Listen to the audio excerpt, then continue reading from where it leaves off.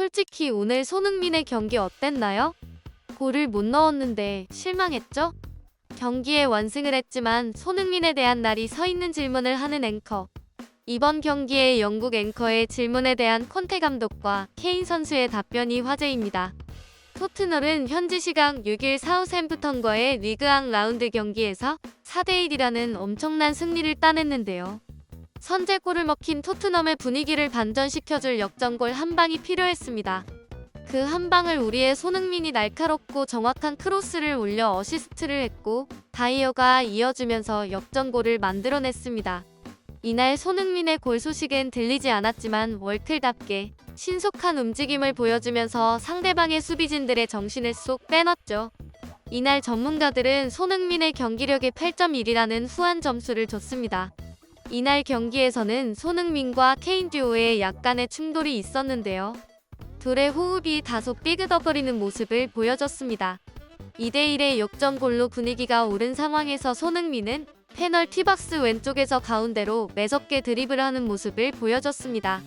무려 3명의 수비수가 손흥민을 막았지만 도저히 공을 뺐을 수가 없었죠.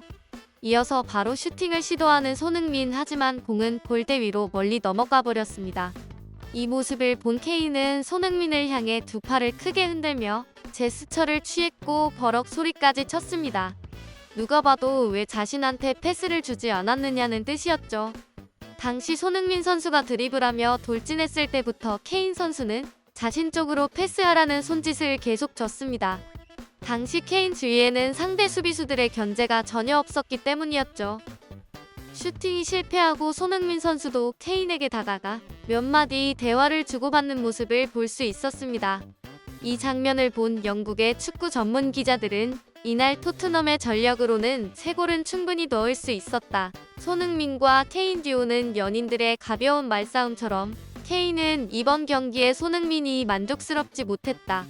또한 다른 기자는 이번 경기에서는 절대 싸운 적 없는 환상의 짝꿍이지만 이번 경기만큼은 케인이 손흥민에게 실망했다는 평을 했습니다. 사실 이 정도의 작은 실수는 그 누가 경기를 하든 일어날 수 있는 상황인데요. 유독 손흥민 선수에게만 가혹한 것 같네요. 아무래도 손흥민과 케인 듀오는 자타공인 무적의 듀오인데다가 지난 시즌에는 무려 리그 23골을 만들어낸 득점왕을 차지한 에이스이기에 더욱더 그런 것 같습니다. 성공적으로 이번 경기를 끝냈지만 영국 현지 반응은 의외로 비난의 분위기가 다소 있습니다. 손흥민이 득점왕을 받은 이후로 자신이 골을 넣으려는 의지가 너무 강해졌다. 집착에 가깝다. 전과는 플레이가 완전히 바뀌었고 팀 전체의 분위기를 망칠 뻔했다는 의견이 다소 있었습니다. 이에 영국의 스포츠 기자는 토트넘의 인터뷰 때 이렇게 질문합니다. 손흥민이 역전골에 어시스트를 기여했지만 잦은 턴오버, 탐욕으로 인한 기회를 날리고 1대1의 상황에서의 빅찬스 실수 등 매우 안 좋은 모습을 보여줬다. 이번 손흥민의 경기력 실망했다. 이에 동의합니까? 라고 질문합니다.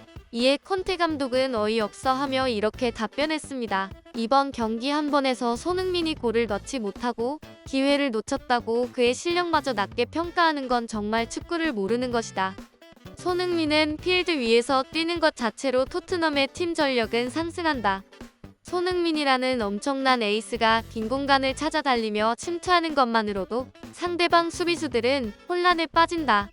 이를 견제하기 위해서 전력을 다해 막으려 한다. 이 결과 손흥민은 수비수들의 견제를 홀로 막아내면서 수많은 기회와 공간을 창출했고 이를 통해 우리는 골을 넣을 수 있었던 것이다. 항상 모든 골 소식에는 손흥민도 항상 기여를 하는 것이다. 이것이 그의 가치이며 에이스는 골과 별개로 할 수 있는 역할은 무궁무진하다. 함부로 경기력을 운운해서는 안 된다. 라며 반박을 했죠. 케인 선수도 마찬가지로 비슷한 질문을 받았습니다. 경기에서 다소 아쉬운 모습을 보여준 파트너, 즉 손흥민에 관한 질문에 대해 손흥민은 훌륭한 선수다. 나는 그의 진짜 실력과 가치를 알고 있다. 그렇기 때문에 기대치가 높았던 것이다. 더 잘할 수 있다는 욕심이 앞선 것 같다. 하지만 이건 모든 훌륭한 축구 선수들이라면 가지고 있는 생각이다. 우리의 팀워크는 흔들린 적 없다. 이렇게 답변했습니다. 사실 이번 경기를 자세히 보면 손흥민 선수의 활약을 단번에 알아챌 수 있었는데요. 사우샘프턴의 자책골을 보면 확연히 알 수 있습니다. 사우스샘프턴의 수비수들은 박스 바깥의 손흥민의 드리블과 슈팅 타이밍을 견제하느라 다른 쪽에서 침투하는 토트넘 선수를 눈치채지도 못했습니다. 사실상 손흥민 선수가 만들어낸 골이나 마찬가지입니다. 사실 이런 손흥민의 매서움을 알아챈 긍정적 평가가 훨씬 더 많습니다.